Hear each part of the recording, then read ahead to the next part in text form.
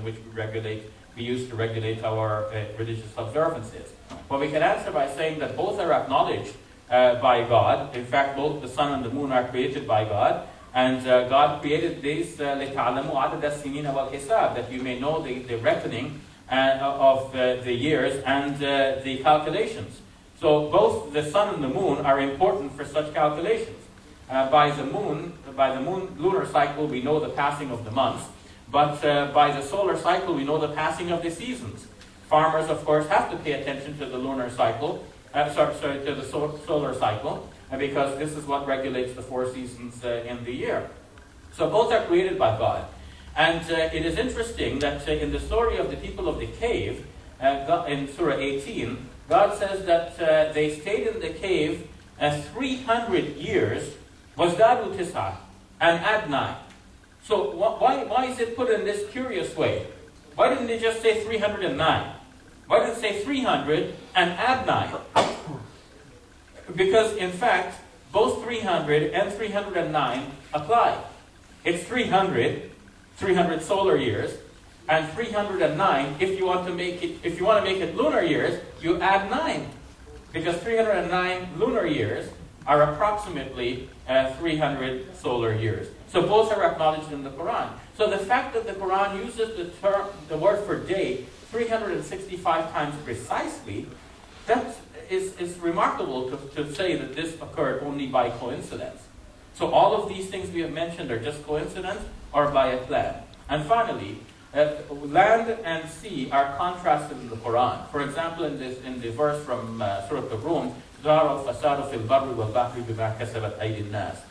Corruption has occurred on land and sea because of what human hands have done. How many times does the word for land occur in the Quran? Either bar or yabis. 13 times. How many times does the word for sea occur in the Quran? Bah. 32 times. What's the relation between 13 and 32? 13 to 32 is the approximate ratio of land to water on the surface of the globe, since there is about 28% land and 72% water. 13 to 32, you can work that out. 13 and plus 32 is 45. 13 over 45, you figure the rest. So that's 28%.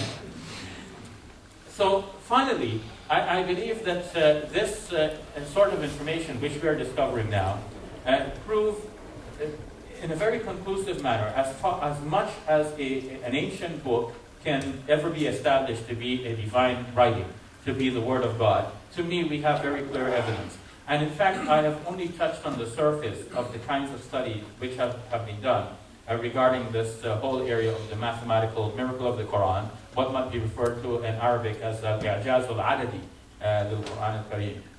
And more information about this can be found by visiting a website at www.islamnoon.com. That is a website put up by the Noon Center for Quranic Studies in Palestine. If you have any more questions, I'd be glad to answer them for you. We have, I think, about 10 minutes or so. Shukran jazeelan. Assalamu alaikum. Alaikum assalam wa rahmatullahi wa barakatuh. We hebben een draadloze microfoon. Dus als iemand een vraag heeft, steek zijn hand. Dank je. Assalamu alaikum.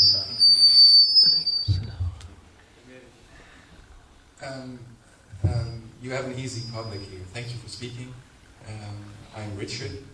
My first question is, if you want to see something like mathematical codes in a book, it's able to see these things.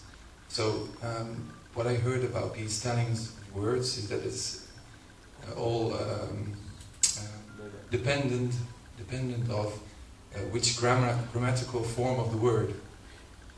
You understand what I mean? So can you explain a little bit more about the criticism about these theories? Yes. One can criticize this study by saying that there is a certain subjective element that goes into it. And one can, to a certain extent, find what one is looking for. There may be patterns waiting to be discovered by one who has the curiosity to discover it, whereas in fact there is no real pattern there. So even saying waiting to be discovered is not correct. We may see patterns in things where patterns do not exist. The human mind actually works like that to a certain extent. If I show you a dot here and a dot here, you start connecting the dots. You see a line. And that's how the human mind works. So there's no line, but you want to make a connection. So we can see connection between things which are not real. What I have presented before you in terms of the word counts, even though they sound impressive to a listening audience, this is not the most impressive area of the study. This, as I've said, is only the surface. But we can go deeper than this, and when we go deeper than this, we see that there are real patterns that cannot really be said to be subjective, in that there are real instances of things which just jump out at you without much toying around or looking for. The difference is that, let's say we are looking for these words and we say shaitan and malaika. We have to start with the assumption that these are the two words we want to find in contrast to each other. And if we say man and woman, again, one might say there's a natural antonym here between man and woman, but again, there is some subjective, you start with a certain assumption that these words are opposite to each other. And then you look for patterns. And of course, if you didn't find anything, you would look for something else. And you would keep looking until you do find something. So there is that subjective element. And that is, I believe, a reasonable criticism if we just dealt with these word counts by themselves. Also, in criticizing the word counts, one might point to the fact that you recall how I spoke about the triliteral root system. So sometimes one can invent one's own rules about what one wants to find. Do you want to find the word as it is? Or do you want to find every mention of any word that's based on the same triliteral root? And so if you don't find a match this way, you can perhaps find a match the other way. But having said all of this, even with the word counts that I mentioned, we have so many examples that even though it comes about as a result of some subjective search, and it comes about as a result of some diligence on the part of the researcher who wants to find these results, nevertheless, we do have the results to deal with.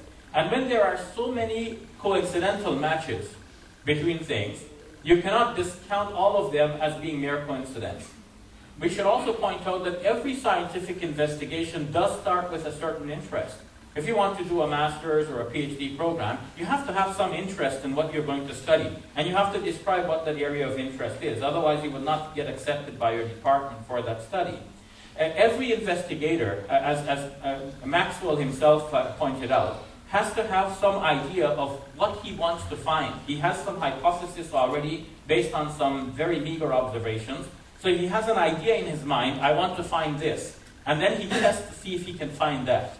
So in a similar way, researchers on the Quran have some idea, okay, I want to find this, let me see if it is there. So what matters ultimately is what he actually found in the end, and whether there is enough instances of these to show that this is not a mere coincidence, but it must be the result of a plan. For example, what are the odds that you open a book, any book, and you find that it mentions the word day exactly 365 times? It's hardly likely, because it may mention day maybe 5, 6, 2, maybe 100 times, if it's really interested in mentioning day. But then, if it keeps mentioning day a lot, why does it stop at 365? Why doesn't it go to 370 or something? So to stop precisely at 365 seems to be a plan. But there are other instances that I believe are more striking, that I didn't put before you because the shortness of time, the lack of